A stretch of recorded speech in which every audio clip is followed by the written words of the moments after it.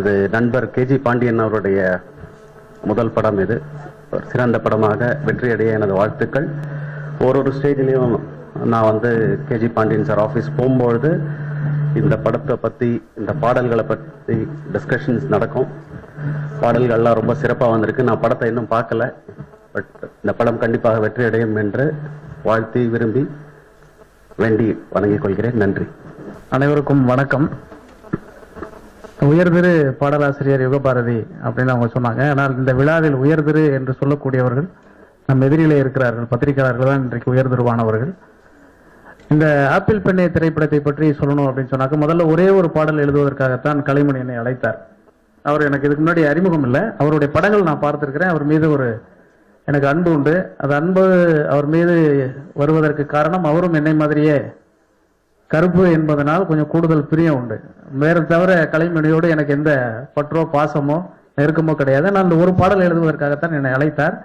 அந்த கதையை முழுமையாக உள்வாங்கி கொண்டதற்கு பிறகு இந்த கதையோடு நாம் பயணிக்க வேண்டும் என்கிற ஆர்வத்தை அந்த கதையை தூண்டியது அப்படின்னு சொல்லலாம். அதை தாண்டி நான் எழுதிய வரிகள் அவருக்கு பிடித்திருந்ததனால் ஒரு பாடல் எழுதி, இரண்டாவது பாடல் எழுதி, மூன்றாவது பாடல் எழுதி, நான்காவது பாடல் எழுதி, ஐந்தாவது பாடல் வரைக்கும் அந்த உறவு தொடர்ந்தது.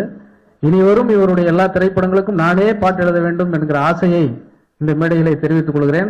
அவர் ஏற்புரை வழங்க வருகிற பொழுது அந்த வாய்ப்பை தருவேன் என்று அவர் சொல்லுவார் என்கிற நம்பிக்கையில் நான் சொல்லுகிறேன். பொதுவாக இந்த திரைப்படங்களுக்கு பாடல் எழுதுகிற பொழுது ஒரு சின்ன அந்த சூழலுக்கு சரியாக அது பொருந்தி இருக்கிறதா என்கிற அச்சம் வரும். அந்த அச்சத்தை குறிப்பா தம்பி ராமையா இடம்பெறக்கூடிய படமாக இருந்ததுனால் அந்த அச்சம் எனக்கு ரொம்ப கூடுதலா வந்துடும். அதற்கு என்ன அடிப்படையான காரணம்னா, அவர் வெறும் நடிகர் மாத்திரமல்ல, அவர் ஒரு இயக்குனர். அவர் வெறும் ஒரு இயக்குனர் மாத்திரமல்ல, அவர் ஒரு கவிஞர். அவர் ஒரு கவிஞர் மாத்திரமல்ல, அவர் ஒரு இசையமைப்பாளர்.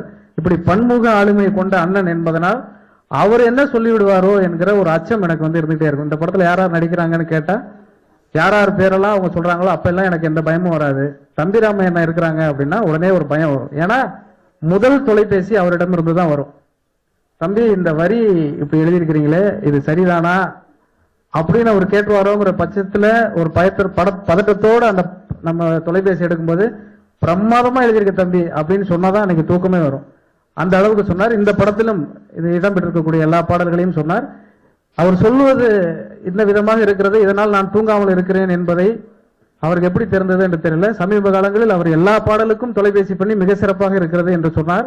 அப்படி சொன்ன பாடல்கள் எல்லாம் வருத்தப்படாத வாலிபர் சங்கத்தில் இடம்பெற்றிருக்கிறது. அப்படித்தான் ஆப்பிள் பெண்ணுக்கும் சொல்லியிருக்கிறார். இதுவும் மிகப்பெரிய வெற்றி அடைய வேண்டும் என்று உங்களிடம் நான் கேட்டுக்கொள்கிறேன். வெற்றி அடையும். இந்த படத்தினுடைய தயாரிப்பாளர், அவரை பற்றி சொல்லணும். பொதுவாக ஒரு தயாரிப்பாளர் என்கிறவர் ஒரு தயாரிப்பு நிலையை தாண்டி ஒரு நண்பனாக உருவெடுப்பதற்கு நிறைய சங்கடங்கள் இருக்கு. ஏன்னா ஒரு தயாரிப்பாளர் நண்பனா இருந்தா முதல்ல பணியாற்றக்கூடிய தொழில்நுட்ப கலைஞர்களுக்கு நிறைய பணம் தந்து விட வேண்டுமோ என்கிற ஒரு அச்சத்தோடு நிறைய தயாரிப்பாளர்கள் நண்பராகாமலேயே போய்விடுவார்கள். ஆனால் அப்படி இல்லாமல் முதலிலேயே நண்பராக மாறிய பாண்டியன் சாரை நான் வணங்குகிறேன், வாழ்த்துகிறேன். தொடர்ச்சியாக அவர் இந்த திரைத்துறையில் கால் பதிக்க வேண்டும் என்று அவர் சொன்னார்கள். கால்லாம் பதிக்க வேண்டாம், அவர் கை பதிக்க வேண்டும், கை நிறைய பணத்தோடு போக வேண்டும் என்று நாங்கள் வாழ்த்தி இந்த அற்புதமான விழாவில் கலந்து கொண்டிருக்கக்கூடிய உங்கள் அனைவரையும் விழா குழுவினரின் சார்பாக, இயக்குநரின் சார்பில் வருக வருக என்று வரவேற்று அமைகிறேன். நன்றி, வணக்கம்.